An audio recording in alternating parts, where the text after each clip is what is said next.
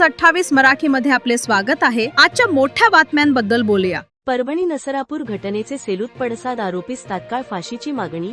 परभणी सेलू पुणे जिल्ह्यातील नसरापूर येथे लहान चिमुरडीवर बलात्कार करून तिची निगरून हत्या करण्यात आल्याच्या घटनेचे पडसाद सेलू तालुक्यात उमटले आहेत। या पार्श्वभूमीवर तालुक्यातील विविध संघटनांच्या वतीने आरोपीला तात्काळ फाशीची शिक्षा देण्यात यावी अशी मागणी मुख्यमंत्री देवेंद्र फडणवीस यांच्याकडे उपविभागीय अधिकारीमार्फत सोमवार 4 मे रोजी निवेदनाद्वारे करण्यात आली। राज्यात अशा प्रकारच्या घटना वारंवार घडत असल्याने पालकवर्गात भीतीचे वातावरण निर्माण झाले आहे। कायद्याच्या पळवाटामुळे आरोपींना भीती उरलेली नसल्याचे मत व्यक्त करत अशा गुन्ह्यावर आळ घालण्यासाठी कठोर शिक्षा, एन्काउंटर किंवा तात्काळ फाशीची तरतूद आवश्यक असल्याची भावना व्यक्त केली।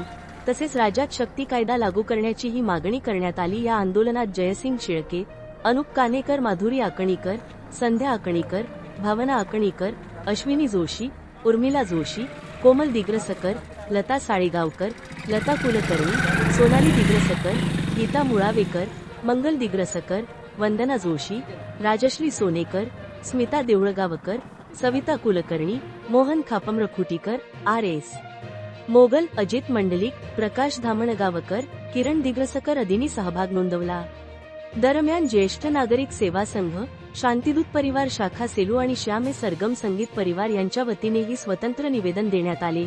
यावेळी ज्येष्ठ पत्रकार D.V. मुळे, श्यामसुंदर आढे, D.K. कुलकर्णी, पद्माकर कुलकर्णी, उपेंद्र बेलुरकर, अशोक वानरे आदींनी पुढाकार घेत आरोपीस कठोरात कठोर शिक्षा देण्याची मागणी केली। जिल्हा ब्युरो चीफ परभणी उत्तम लोखंडेची रिपोर्ट। लोकांचा रोषित काय आता तुम्ही ह्याच्या बी पाहिलं असं लोकांनी पोरीची डेड बॉडी घेऊन 4 घंटे रस्ता रोखून केला म्हणजे जनभावना काय तीव्र आहे। आता शेरू पर्यंत समजा शेरूतले बी लोक निवेदन द्यायला येतात म्हणजे त्याचे सिरियसनेस आणि ते झालं नाही। पुन्हा 4 प्रकरण झाले ते ह्याच्यामध्ये, ते प्रकरणाच्या नंतर दाखवून लायक झालं, बीड लायक झालं म्हणजे हे कमी होईन।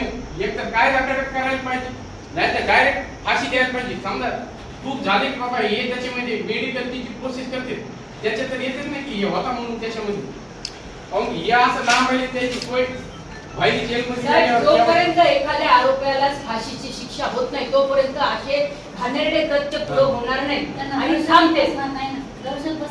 आणि सर, लोकशाही आहे तर मोगलशाही आहे असं वाटायला लागलं। तिसरी मुलगी की आमच्या मोठ्या मुली सुद्धा बाहेर असल्या तर आम्हाला भीती वाटतेय त्यांना एकटं येण्याची। सगळ्यांचीच मनात भीती, ज्यांच्या मुली शिकायला आहेत, बाहेर आहेत, शाळेत जातात, एकटे खेळायला तर बाहेर गेल्या तर त्यांना पालकांना भीती सर्व नागरिकांच्या मनात